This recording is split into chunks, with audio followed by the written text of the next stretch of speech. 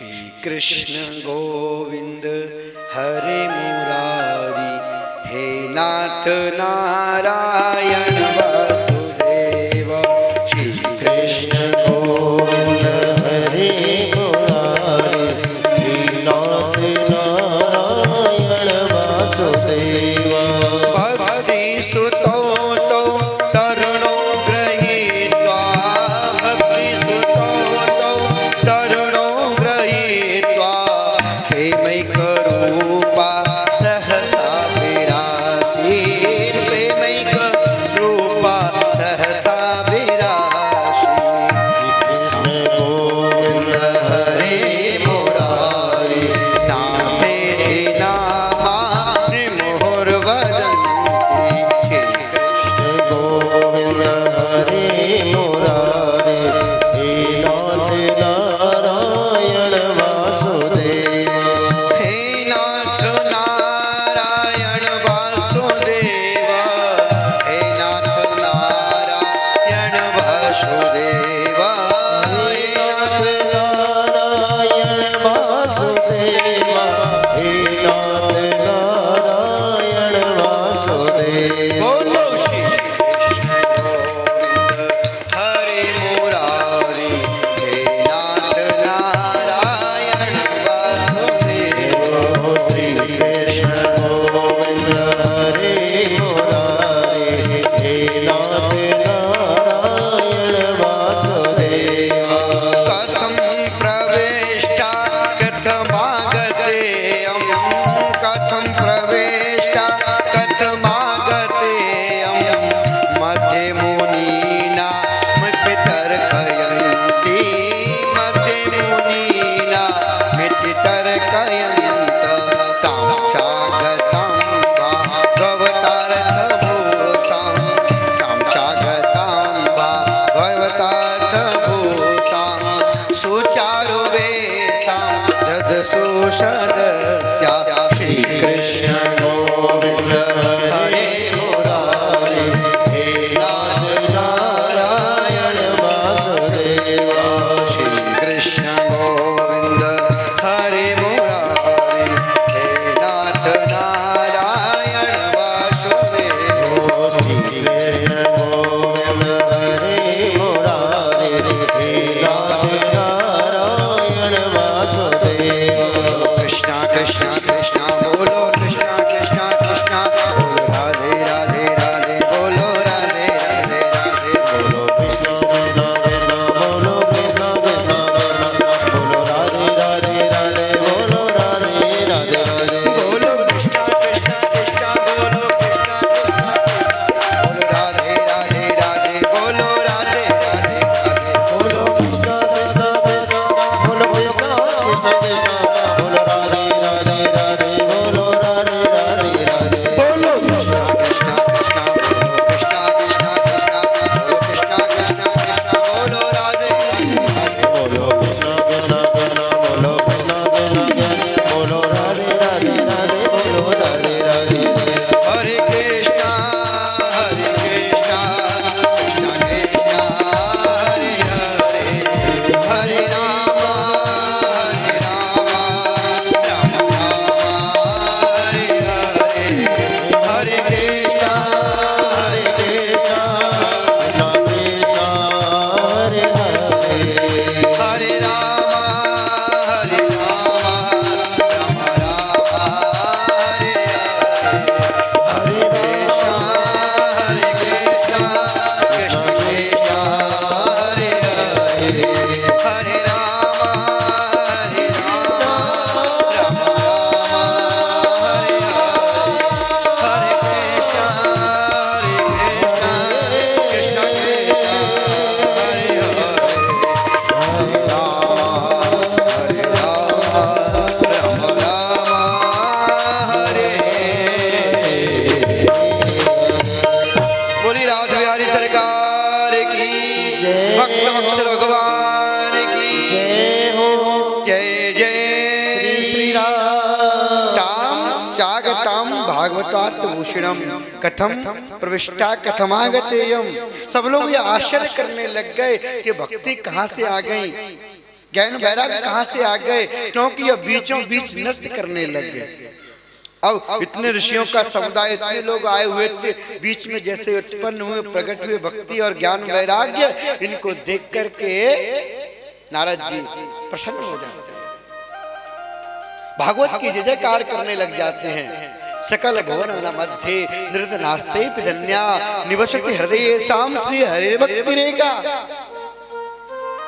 हरिरपि निज लोकम सर्वथातो विहाय प्रविशति हृदय चाम भक्त सूत्रोपनद्ध।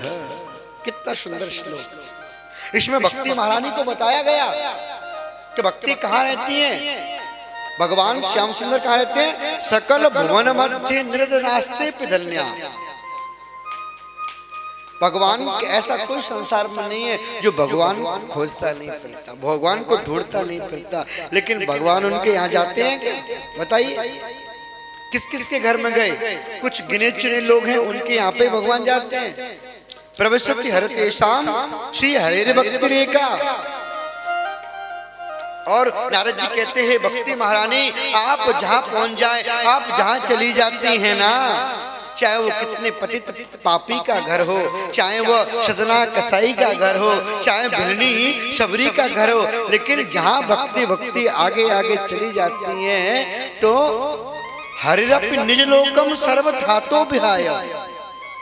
जहाँ भक्ति महारानी पहले पहुंच जाती हैं तो भगवान हरि को भी सर्वस्व अपना भूल करके और भक्ति के पीछे पीछे चलने लग जाते हैं। सर्वथातो विहाया, सब कुछ अपना छोड़ करके, और भगवान कहाँ पहुंच जाते हैं? प्रविशति हरते शाम भक्ति सूत्रोपनद्ध। जहाँ भक्ति विराजमान होती है वहां मेरे गोविंद पहुंच जाते हैं। बोलो राधे राधे। ऐसे मेरे गोविंद की लीला। अब जब यह बात हुई तो नारद जी के मन में बड़ा प्रसन्न मन हो गया कि अरे आज मेरा कार्य सफल हो गया। क्यों कोई भी उद्यम करे, कोई परिश्रम करे, अगर वो सफलता को जाता है ना तो मन प्रसन्न होता है कि नहीं होता? चलो, हमने जितनी मेहनत की, तपस्या की, हमने जितना परिश्रम किया, वो आज सफल होता दिख रहा है। जैसे भक्ति और ज्ञान वैराग्य को उछलते कूदते नाचते देखा, नारद जी प्रसन्न हो गए कि ये अच्छा हुआ। अब तो उन्होंने पूछा, प्रभु एक बात बताओ, भक्ति ज्ञान वैराग्य काम तो हो गया, मैं समझ गया इतने से ही। जब भागवत कथा को प्रारंभ में नहीं किया, सिर्फ अभी भूमिका बनाई, इतने में भक्ति नाचने लग गई, ज्ञान वैराग्य उठ करके खड़े हो गए, तो क्या प्रभु एक बात बताओ, क्या इससे कौन कौन व्यक्ति तर सकते हैं? क्या भक्तों के लिए श्रीमद् भागवत कथा होती है? अरे कोई बेचारा भक्त नहीं है, भगवान की भक्ति कर नहीं पाता, उसके पास समय नहीं है, या किसी ऐसे दुर्व्यसनों में फंस जाता है कि वह भगवान की पूजा सेवा नहीं कर सकता, तो क्या भागवत कथा उसके लिए नहीं हो सकती?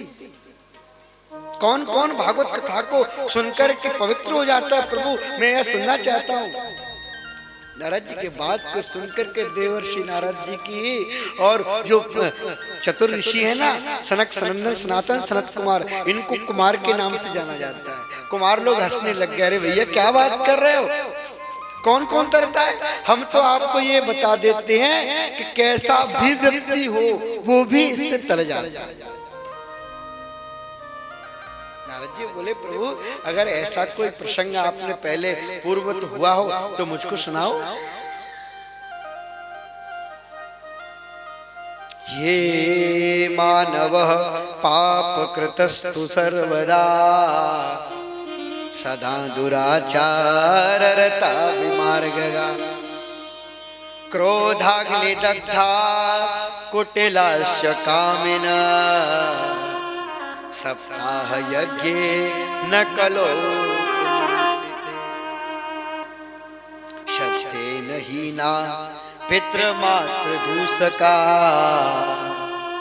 तृष्णाकुलाश्चा श्रमधर्म वर्जिता ये मत्श्रवणोऽपि हिंसका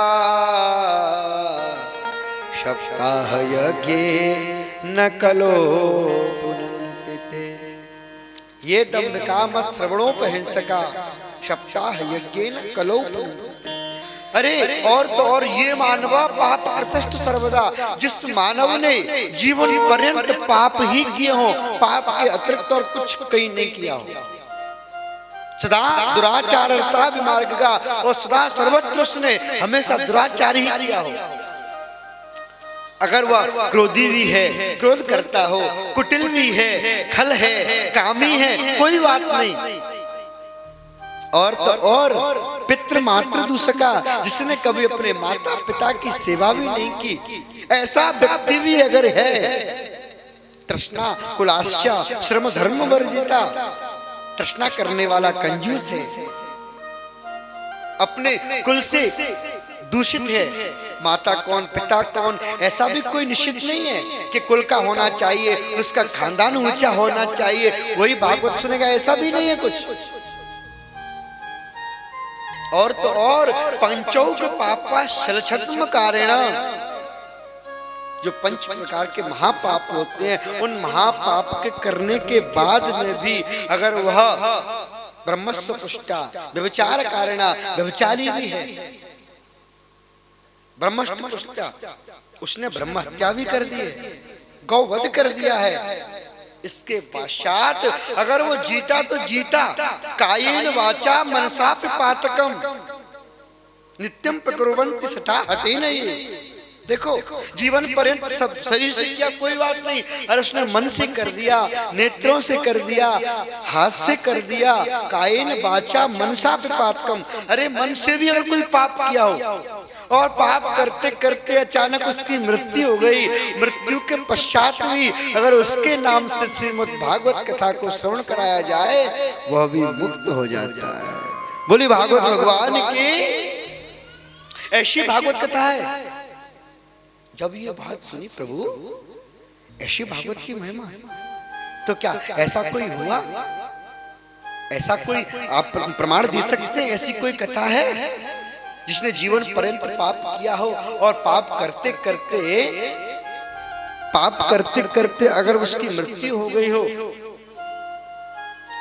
और मृत्यु के पश्चात उसके निमित्त अगर किसी ने भागवत कथा होती हो तो उसकी मुक्ति हो गई, तब तो कहते हाँ है ना।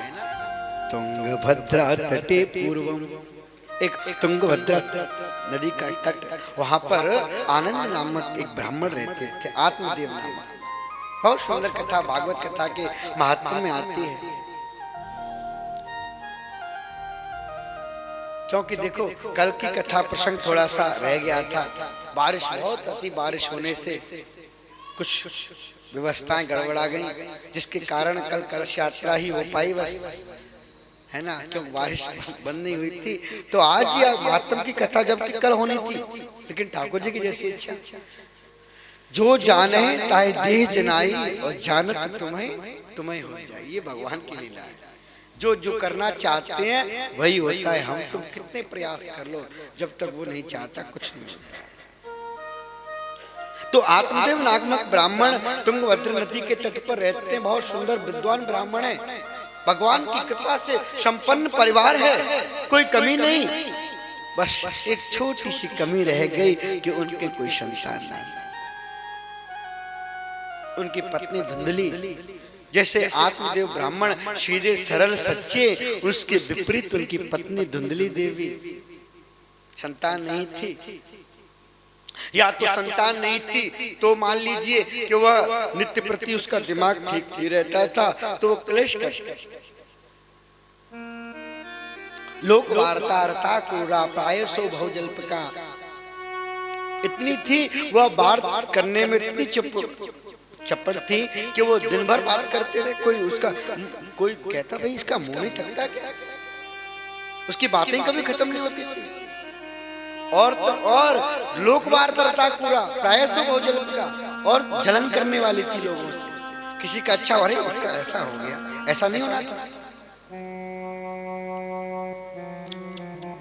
उसको दूसरे का अच्छा नहीं लगता था, इतनी चिड़चिड़े स्वभाव की थी।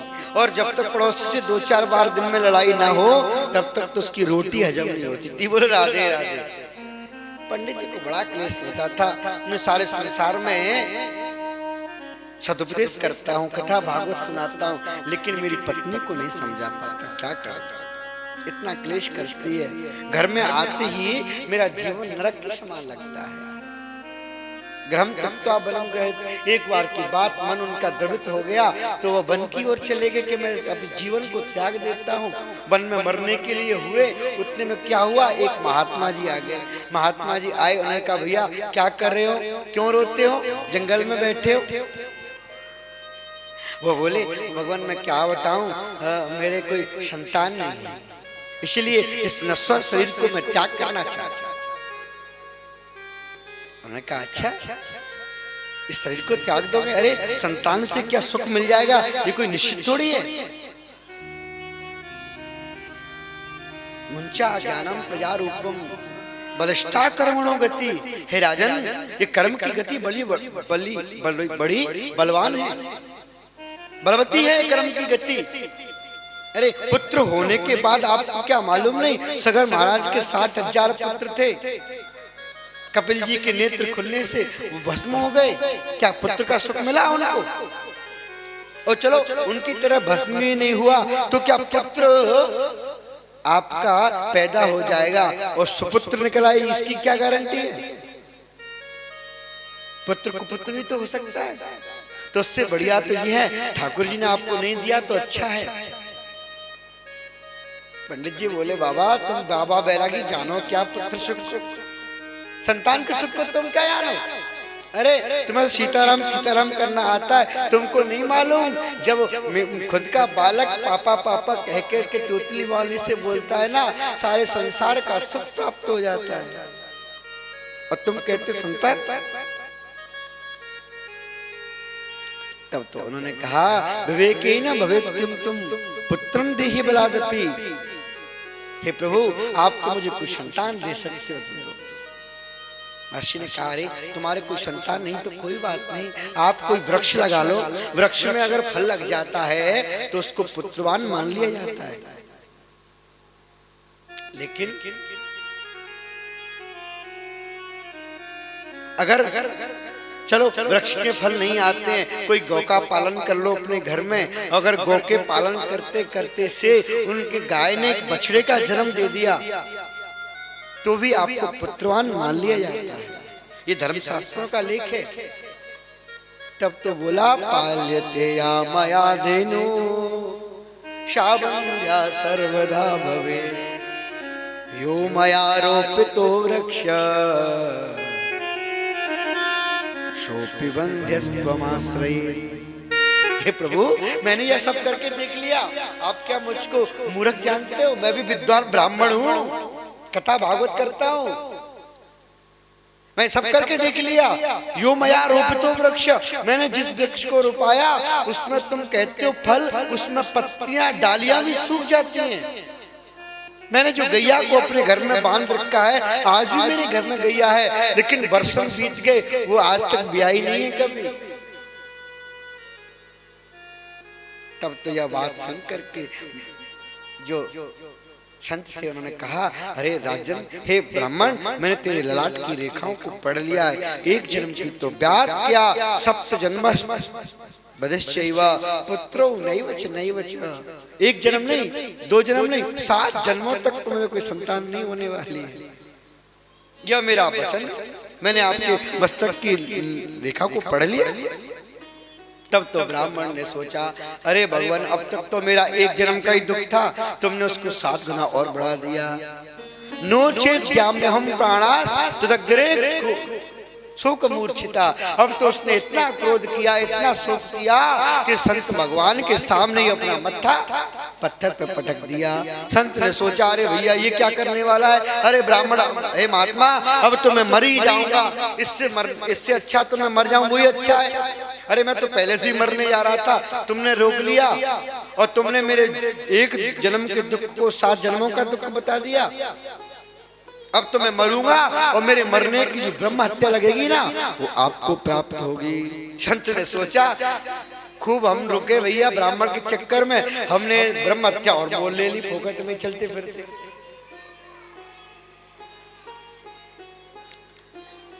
अब जब ब्रह्म हत्या की बात आई, ब्रह्म हत्या के तब तो संत महात्मा बड़े दुखी हुए, कह रहे अब क्या करूं। तो उन्होंने अपनी झोली में से फल निकाला और ब्राह्मण को प्रदान कर दिया, लो आप इसको ले जाओ, अपनी पत्नी को खिला देना, आपकी सुंदर संतान उत्पन्न हो जाएगी। तब तो पंडित जी खुश हो गए। बोलो संत भगवान की। संत का आशीर्वाद लिया और उनसे पूछा, प्रभु अगर आपने फल दिया है तो इसका कुछ नियम होगा, कुछ व्रत होगा, आप बता दीजिए। तब संत ने कहा, नहीं नहीं ऐसा कोई विशेष नियम नहीं, 1 वर्ष तक बस अपनी देवी को बोल देना, सत्यम शौचम दया दानम एक भक्तम तु भोजनम, सत्य का आचरण करें, शुद्ध अवस्था में रहे, सोच का ध्यान करें, पवित्राचार का ध्यान, जीवों पर दया करें, दान मेघ भक्तम तु भोजनम, और दान करें। गर्भावस्था के समय देवियों को दान का महत्व बताया। अगर तुम दान करने वाले रहोगे तो आपकी संतान निश्चित ही दानी उत्पन्न होगी। वर्षा बधिम एक भक्तम तु भोजनम, और 1 वर्ष पर्यंत तक उनको एक समय भोजन करना है। जब यह नियम बताया, ब्राह्मण तो खुश हो गए, प्रमुदित होकर के आ गए घर में। अरे देवी सुनती हो, अरे देवी सुनती हो, क्या हुआ, काहे को चिल्ला रहे हो, कोई मणि मिल गई क्या? अरे आत्मदेव बोले, अरे देवी तुम चुप रहो, कोई बात नहीं, आज तुम्हें पता है एक महात्मा मिले थे, बहुत सुंदर, बड़े पढ़े लिखे ऋषि थे, तपस्वी महात्मा, उन्होंने मेरे ललाट की रेखाओं को देख करके बता दिया कि तुमको संतान नहीं है, 7 जन्मों तक नहीं होगी। लेकिन मैंने जैसे उनके सामने अपना मस्तक पटका, प्राण त्यागने का संकल्प ले लिया, तब उन्होंने मुझे अपने झोली में से निकाल करके फल दिया और कहा तुम्हारी संतान हो जाएगी। तो हे देवी आप निश्चिंत रहो, मुझे ब्राह्मण का संत का आशीर्वाद मिला है, अब आप ये फल खा लो, फल खाने से पुत्र उत्पन्न हो जाएगा।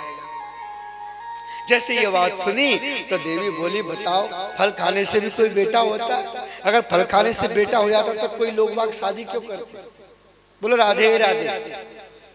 पर पतिदेव हैं, अभी कह रहे हैं अगर इनकी बात को नहीं मानूंगी तो लड़ाई करेंगे, झगड़ा हो सकता है, दुखी हो जाएंगे। पहले ही तो पुत्र के शोक में घर छोड़ के चले गए और अब की बार फल खाने की मना कर दूंगी, पता नहीं कहाँ चले जाएंगे, लौट के वापस ना आए तो। हाँ ठीक है, ऐसा करो, आप संत ने दिया है ना फल, तो मैं भी इसको पालूंगी, आप पूजा में रख दो, क्योंकि मैं नहाई धोई नहीं हूँ ना, अभी थोड़ी देर में पालूंगी। ब्राह्मण तो खुश हो गए, ये बड़ी अच्छी बात रही, अब तो देवी जी फल खा लेंगी, अब तो हमारे घर में भी संतान उत्पन्न होगी। ब्राह्मण अपने गली मोहल्ला में आस पड़ोसी बैठ करके बैठक पे कहने लगे, भैया अब हमारे वो दुख के दिन दूर हो गए, अब तो हमें संत का आशीर्वाद मिल गया, देखना हमारे घर में 9-10 महीने में भी संतान उत्पन्न होने वाली है। सभी लोग उनके भाग्य की सराहना करने लगे, चलो कोई बात नहीं, कम से कम देर भली दुर्घटना अच्छी बात है, देर में सही लेकर संतान तो हो गई आपको।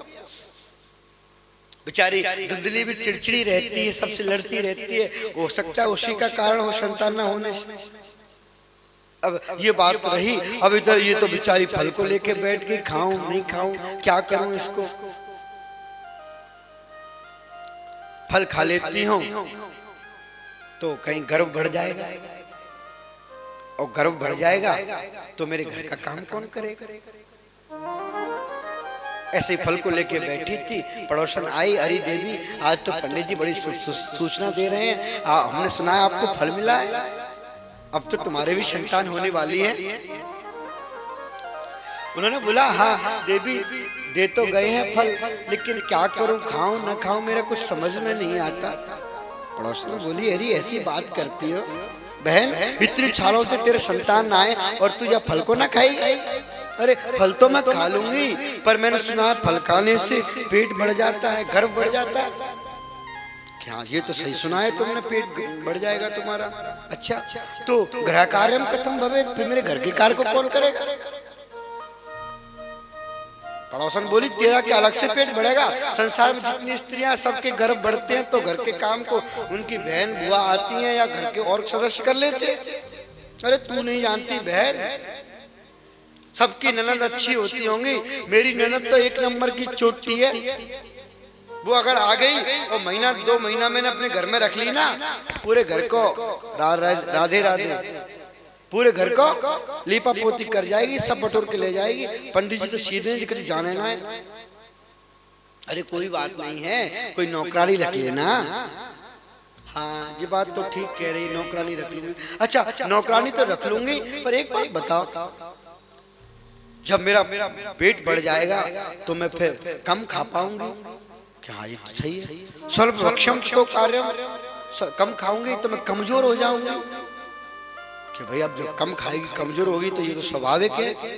तो फिर तो ऐसा करो, फिर मान लो अगर गांव में आग लग गई तो सब तो भाग के खड़े हो जाएंगे और मैं तो मर जाऊंगी आग में गिर करके, क्योंकि मैं तो भाग नहीं पाऊंगी। पड़ोसन बोली, अरे बहन ऐसी बात करती है, काय को गांव में आग लगेगी और काय को तुझे भगने की पड़ेगी, तू तो फल खा ले, जो होगा सो देखा जाएगा। हाँ हाँ ठीक है, तू कहती है तो फल तो मैं खा लेती हूँ, पर एक बात है, मेरे पतिदेव बोल रहे थे कि 1 वर्ष तक मुझे सत्य बोलना पड़ेगा। तो वो बोले अच्छी बात बोल गए, सत्य बोलने में तेरा जाता ही क्या है? अरे तू नहीं जानती आजकल जमाना कितना खराब है, और रात्रि में अगर पंडित जी तो घर में रहते नहीं है, कोई चोर आ गया और चोर आ गया, उसने पूछा धन कहाँ है, और मैंने बता दिया कि धन ये तिजोरी में रखा है, चाबी ले लो, तो वो तो सब सुबड़ा साफ कर जाएंगे। और जब सुबड़ा साफ हो गया मान लो, तो फिर ऐसे संतान का क्या करूंगी, घर पहले ही लुट जाएगा मेरा।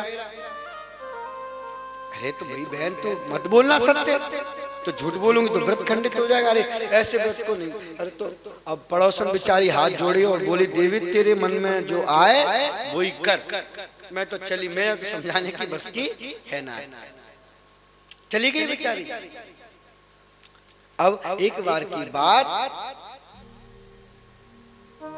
एवं कुतर्क योगेन तत्फलम नैव भक्षितम, उसने इस प्रकार के कुतर्क करना प्रारंभ किया और फल को नहीं खाया।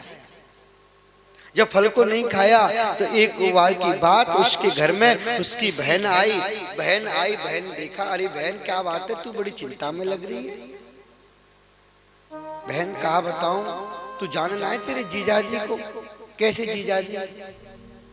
सीधे सरल है, कोई भी बाबा भंडारी की बातन में आ जावे, एक फल लेके आ गए, कहा तू इस फल को खा ले, संतान हो जाएगी। मैं तो इन बाबा, अरे तू बहन पागल मत बन जाइए हो जीजाजी की बातन में। हाँ तू जाने ना है, हमारे जीजाजी तो सरल है, सीधे है, कोई की बातन में आ जावे। बाबा भंडारी इनकी बातन मत आ जी, पता कैसा फल होगा, क्या फल होगा, फल को मत खा। तो क्या करूं बहन, अब फल दे गए तो खाना तो पड़ेगा। तू ऐसा कर, मेरे गर्भ में 3 महीने का बालक है और मुझे निश्चित पता है मेरा तो बहुत संतान है। ऐसा करेंगे, जब मेरा गर्भ होगा, जब मेरी संतान होगी, तो तू अपनी संतान कह देना, इस पुत्र को मैं तुझे दे दूंगी। अब मेरे घर में पैसे की कमी है, तेरे घर में धन की कमी तो है ना, तो तू ऐसा करियो, कुछ धन मुझे दे दियो, मेरा पति शांत हो जाएगा। फिर उन्होंने कहा चल ठीक, ये बात तो बहन मानी, पर जब फल को क्या करे, फल भी तो रखो है ना दिया हुआ। तब बहन बोले अच्छा फल की परीक्षा ले ले, तेरे घर में जो गैया बंधी है, कई साल हो गए, जाके वो संतान ना हुई, या फल को गैया को खिला दे। अब वो गैया को फल खिला दिया, इधर उनको पंडित जी को बता दिया, हाँ मैंने फल खा लिया, अब मुझे थोड़ा एहसास होता है कि मैं गर्भवती हो गई हूँ। झूठे मूठे कपड़े अपने बांध करके और पंडित जी को चक्कर में डाल दिया। पंडित जी बेचारे कथा भागवत में चले जाते, इधर देवी जी क्या गुड़ खिला रही है पता नहीं रहता। बोलो राधे। समय आया, क्रियत काले न तो जातो तरुणो तनयावतो। समय की बात, सर्वांग सुंदरम दिव्यम निर्मलम कनकप्रभम। जो उनकी बहन का पुत्र था वह 3 महीने पहले ही पैदा हो गया। सब लोगों ने बोले 6 महीने में बहुत लोग पैदा हो जाए, कोई बड़ी बात ना है, 6 मास का हुआ है, 6 मास का हुआ है। सभी लोग गांव वाले बधाई बांटने लग गए। चलो पंडित जी के हमारे के लाला हो गया, पंडित जी के लाला हो गया। अब किनको क्या पता किसके बालक हुआ। मना कर दिया, कोई घर में अंदर नहीं आएगा। पंडित जी को मना कर दिया, मौनी देखोगे अभी जब तक ये लाला बड़ा नहीं हो जाएगा। क्यों? क्योंकि वो स्तनपान तो अपनी मौसी का करेगा, क्योंकि उसके तो दूध नहीं आता था। पंडित जी बेचारे सीधे, कोई बात नहीं, 1 साल तक नहीं आऊंगा मैं, कोई बड़ी बात थोड़ी है, तुम तो इसको रखो, खुश रहे बस। इतने में क्या होता है, 3 महीना जैसे बीते, इतने में गैया थी उनके घर में, उसने भी एक पुत्र को जन्म दे दिया। बोलो वाके बिहारी लाल की। भैया के जो गौ बनी हुई थी उनके पुत्र हुआ, सर्वांग सुंदर था, लेकिन उसके कान वह गौ के समान थे, इसलिए आत्मदेव जी ने उसका नाम गोकर्ण रख दिया। अब इधर गोकर्ण का नाम रखा, इसका सुंदर नाम सोच रहे थे, इतने में धुंधली बोली, महाराज क्या बताऊं, 9 महीने गर्भ का कार्य तो मैंने सहन किया है, तुम इसका नाम नहीं रखोगे, इसका नाम तो मैं ही रखूंगी। अच्छा देवी तो तुम रख लो, क्या नाम रखोगी? कि मेरा नाम है धुंधली, तो मेरे पुत्र का नाम धुंधकारी होगा। उन्होंने कहा ठीक है जैसी तुम्हारी इच्छा। क्रियत कालीन तो जातो तनयाव नियाम तो गोकर्ण पंडितो ज्ञानी धुंधकारी महाखन स्नान शौचक क्रियाहीनो दुर्भक्षी कोर्वर्धिता दुष्प्रग्रह करता अच्छा सब हस्तेन भोजनम। जैसे जैसे समय व्यतीत हुआ, क्या हुआ, वह जो ब्राह्मण गौ के पुत्र हुआ था वह तो पंडित ज्ञानी बन गया। पंडित किसको बोलते हैं? पंडित किसको बोलते? ब्राह्मण के घर में जन्म लेने से पंडित नहीं बनता। पंडित कौन होता है? सद असद विवेचनी बुद्धि यस्सा पंडा, वह पंडित होता है। जिसमें सद असद का ज्ञान हो वही पंडित होता है। रामचरितमानस आपने पढ़ी होगी, तो जनक जी महाराज यद्यपि क्षत्रिय हैं, सब जानते हैं ना, लेकिन जब भगवान राम जी को समझाने के लिए गए तो उनको क्या संबोधन किया? जनक महाराज के लिए पंडित ज्ञानी संबोधन किया गया है कि तुम पंडित ज्ञानी हो बड़े, तुम इनको समझाओ। भरत जी कहते हैं ना कि तुम अमर भैया को समझाओगे तो लौट करके अयोध्या को वापस चले जाएंगे। तो असद सदा सद विवेचनी बुद्धि सपंडा, पंडित का अर्थ यही होता है। अब इधर क्या हुआ, गोकर्ण जी महाराज तो पंडित ज्ञानी बन गए और धुंधकाली महाखल हो गया। न तो वह नहाता था, न वह धोता था, बस वो तो खाया पिया और खेला कूदा। दुष्प्रग्रह करता अच्छा सब हस्ते न भोजनम, और तो और वह कुत्तों को भोजन खिलाता था, कुत्तों को भोजन खिलाता, ठीक कुत्तों के साथ भोजन करने लग जाता था, कुत्तों का झूठा खा लेता था। कोई कुत्ता आकर उसके मुंह को चाट रहा है, कोई उसकी पीठ पे चढ़ रहा है, कोई उसकी गोद में बैठा हुआ है, इतना बड़ा दुष्ट हो गया। जैसे जैसे समय परिवर्तन हुआ वह बालक और बढ़ता गया तो वह और बड़े दुराचार में प्रवृत्त हो गया। आत्मदेव जी को बड़ा कष्ट हुआ, बड़ा दुख हुआ। अरे इससे बढ़िया महात्मा ने सही कहा था कि तुम्हें पुत्र का योग नहीं है, मैंने जिद करके उनसे पुत्र का योग मांग लिया, तो आज यह पुत्र मेरे दुख का कारण बन गया। अब जो मोहल्ले पड़ोस वाले थे वह सब शिकायत करते थे, अरे तुम्हारा पुत्र कुत्ते मार के खाता है, कुत्तों की संगत करता है, डाकू डकैत करता है, मदिरा का पान करता है। पंडित जी बड़े दुखी होते, अरे मैंने जीवन पर्यंत मैंने जितना पुण्य कमाया, मैंने जितने अर्चन पूजन किया, उसको मेरे पुत्र ने सारा धूमिल कर दिया। अब क्या करूं? कुतिष्ठामि को गच्छामि क्वामे चित्ता बपोहति, मैं कहाँ जाऊं, क्या करूं, कुछ समझ नहीं आता।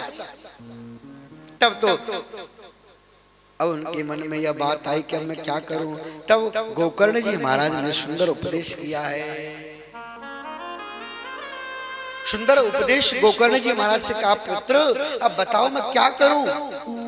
तब गोकर्ण जी कहते हैं, पिताजी तुम किस माया में पड़े हो,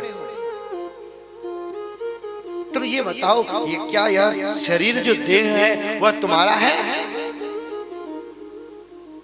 देहेस्तिमान सरुधिरे